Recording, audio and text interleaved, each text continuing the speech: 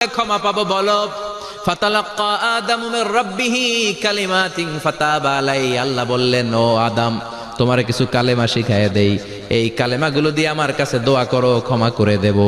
আল্লাহ শিখায় দিলেন, ও আদম, দুই হাত তুলে চোখের পানি ছেড়ে আমার কাছে পড়ো, রব্বানা। পড়েন, রব্বানা যালামনা আনফুসানা ওয়া ইল্লাম তাগফির লানা ওয়া তারহামনা লানাকুনান্না মিনাল খাসিরিন। এটা শেখাই দিয়েছিল আল্লাহ।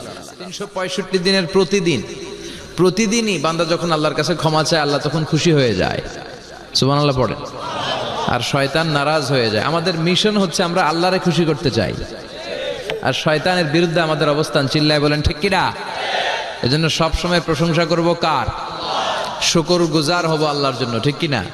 বিশ্বনবী দোয়ায় বলতেন, আল্লাহুম্মা জাআলনি সাবুরা ওয়া জাআল